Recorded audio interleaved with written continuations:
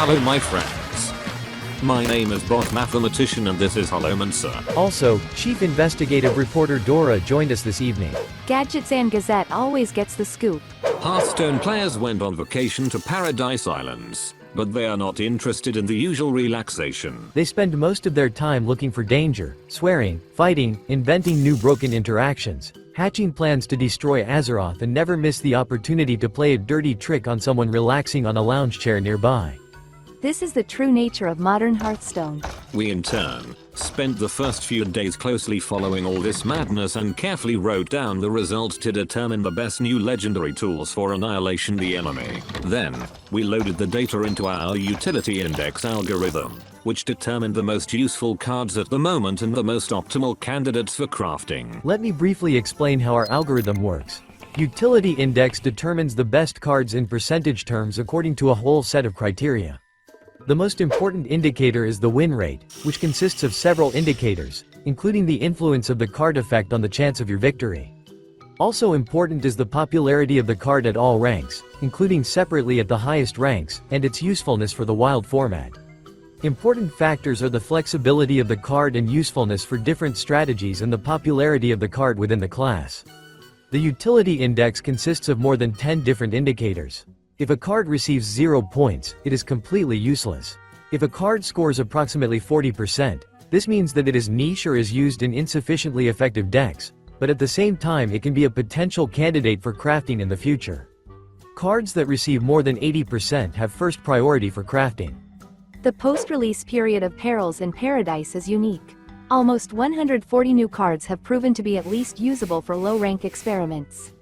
All 27 legendary cards are conditionally useful and are used at least for crazy experiments. But despite the impressive statistics, it is too early to talk about the incredible success of this expansion, since the data is very distorted by experiments. In addition, the new cards have not yet captured the metagame, since many players use old archetypes to hunt experimenters. For this reason, some data may seem slightly distorted to you. With each passing hour, the new cards gradually increase their presence in the metagame. Despite this, the contours of the competitive environment have already been outlined and we do not expect significant changes or unpredictable surprises.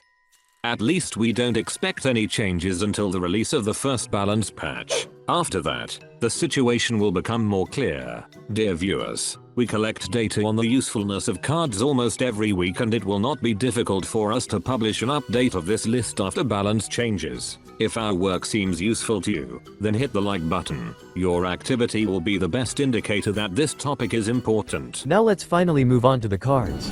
There are no surprises at the bottom of the list. Cruise Captain Laura's popularity is just over 0% at all ranks. The card is used in experimental builds with very little effectiveness, one of them is Ramp Druid. The only advantage is a satisfactory win rate in matches in which the card was implemented, at least at the lowest ranks. The Reichlever's utility index is significantly higher at 22%. These weapons are part of a few but varied experiments in hopes of finding unexpected interactions. The effectiveness of the experiments is not impressive. The card slightly increases your chances of winning. On average, only 4% of hunters and warriors use the card. The popularity of AFK's experiments are almost zero, but the card seems to have hidden potential. For example, at low ranks Jive Shaman has a very good win rate. A few players are trying to find a use for the card in Wild, but due to its low popularity, its effectiveness is not representative. According to the overall community expectations ranking, Summoner Dark Marrow was in the middle of the list.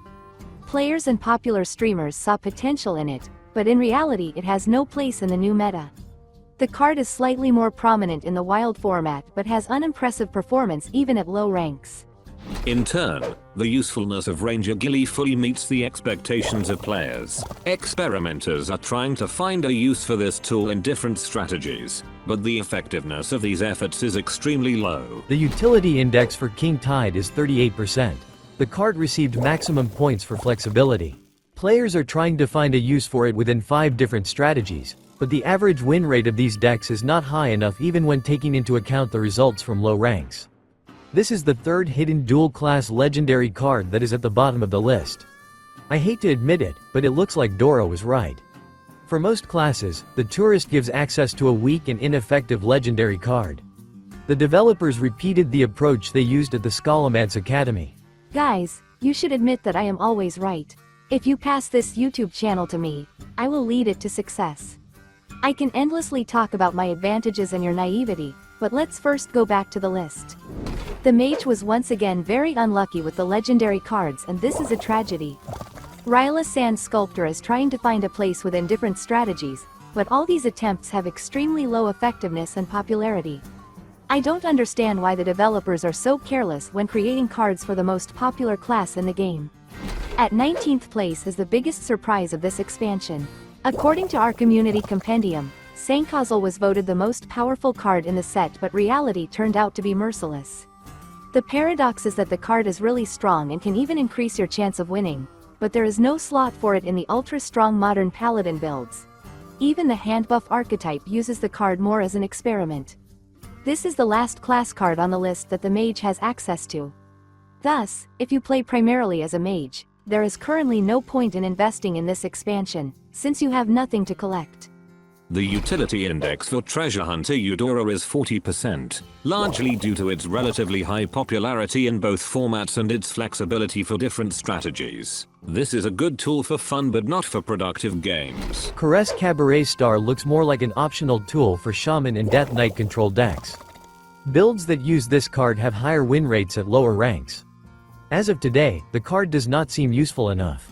Just like Eudora, this is another hidden dual class card. Sasquatch is another favorite of our community compendium. I'm shocked that the card was so low on our list and received only 44% utility points. The card is very flexible and can be used in many scenarios, but the overall effectiveness of these strategies and their popularity leaves much to be desired. But keep in mind that the overall result of this card was negatively affected by unsuccessful experiments. We assume that the card will begin to rise in the rankings after the disappearance of the worst builds from the metagame. By the way, this is another hidden dual class card. I'm afraid that players have overestimated Arana Thrill Seeker. The card is flexible and players are trying to use it for many scenarios, but early results indicate that the card is not that effective on its own within current Demon Hunter strategies. Sunsapper Lanessa is another overrated tourist. This is a fairly popular tool that has extremely low efficiency. The card still has big combo potential, but definitely not within the current metagame. Buttons is another tourist. The effect of the card is not that strong compared to the ability to add a Shaman card to the Death Knight.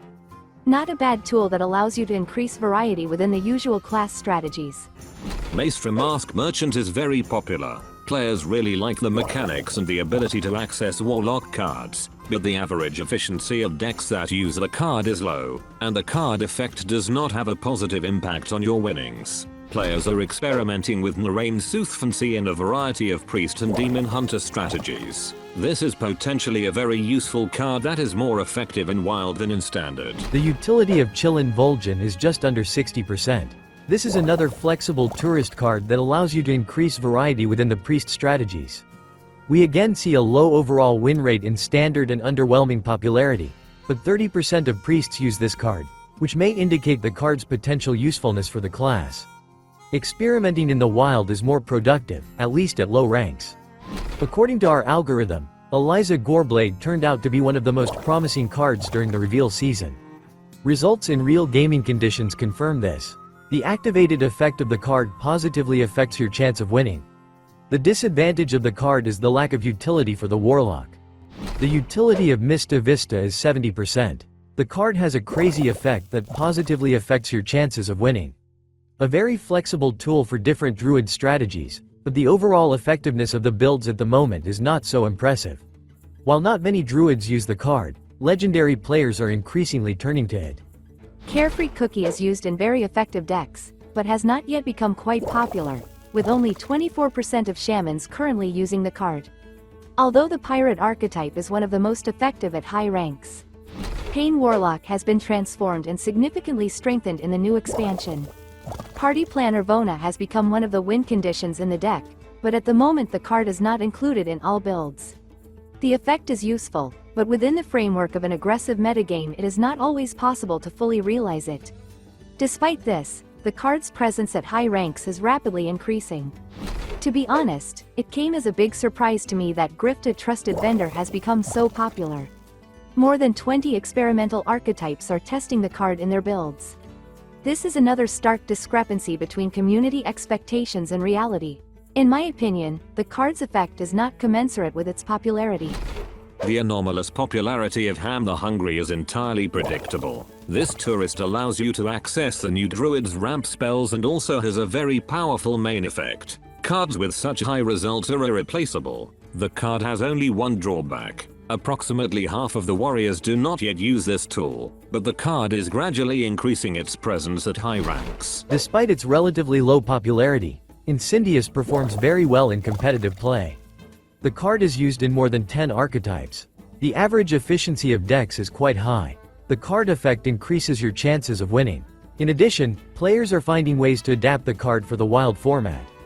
The flexibility of Patches the Pilot is unique. The card is very popular, especially within the Pirate Demon Hunter. The card has only one drawback. In ultra-fast matches, it is not always possible to get a big benefit from the card's effect. The usefulness of Gorgonzormu is 92%. According to the guy's algorithm, this card received a large power coefficient and had the potential to be useful in most archetypes. In total, 29 strategies try to use this card. Only Ziliax has more impressive results. We are very lucky that this card is free.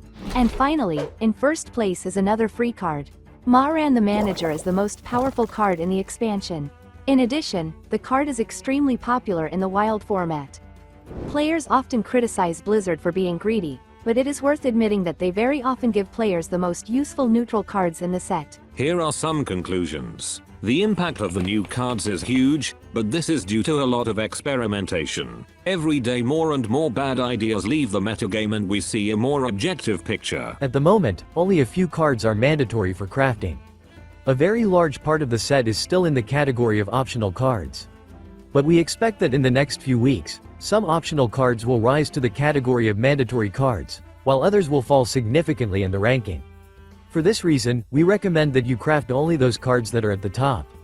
The guys haven't formed a final opinion on the new metagame yet, while I have a few thoughts. It seems to me that the new set has turned standard into an analog of the wild format. At least gameplay impressions are very similar. Standard is flooded with many explosive combinations that generate a ton of value. Very often the game ends too early. Honestly, we really don't understand our impressions about the new strategies in the early meta. Some things seem interesting while others seem annoying. Dear friends, what do you think? How do you like the current state of Standard? What do you think about the impact of the new cards? Share your thoughts in the comments and join the polls in the community tab. Traditionally, we want to express our boundless gratitude to our sponsors. Dear friends, your help is invaluable. We will be grateful for any support. Okay, that's all for today. Thank you for spending this time with us. We really hope that we will have the opportunity to get in touch in the next video. Take care of yourself. And never give up.